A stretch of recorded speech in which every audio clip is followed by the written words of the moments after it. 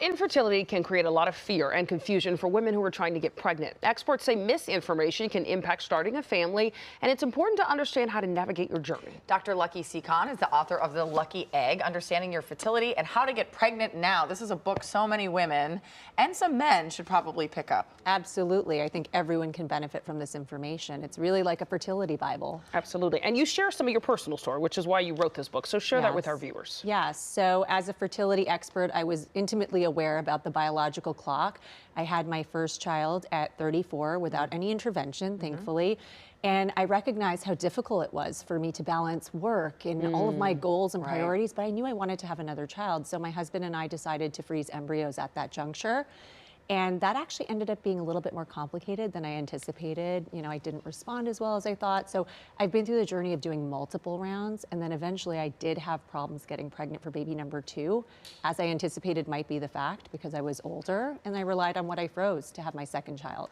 Yeah, I think people don't understand. I think modern medicine has come so far and it's so amazing and wonderful and all that, but it's still so overwhelming to try to get pregnant. And people's infertility journeys, you know, I have so many friends who have struggled thinking, I froze my eggs, I'm going to do IVF, it's going to be no problem, to then learn 5-10 years later, they're still struggling to have a baby. And so you wanted to really lay out factual information for people and what it really takes to get pregnant. Yes, I feel like this is essential education, not only for the people going through the journey, but those around them. I mean, there isn't enough support and understanding in society that people really need to build the emotional resilience to keep going on this journey. Oh, and I know people say the worst things. Like, well, I know. At certain ages, they look at you with this sympathetic look, and it's like, oh, well, I thought I was still doing good. Unsolicited advice. Yes, exactly. What are some of the myths around fertility that you hear most often?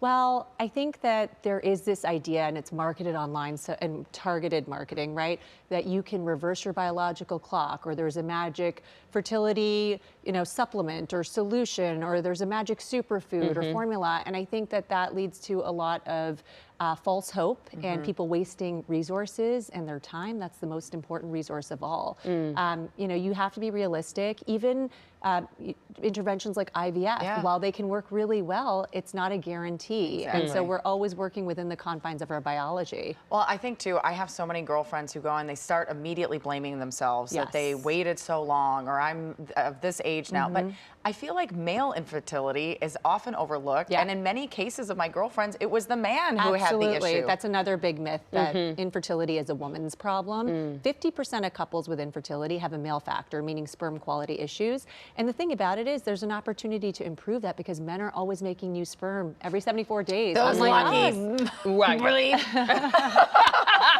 That's how it makes you feel, though, because it's so frustrating. And often the conversation is targeted at the women. You hear that number 35, right? It's like this magical fall off shelf. Is that real? It's not a cliff. Okay.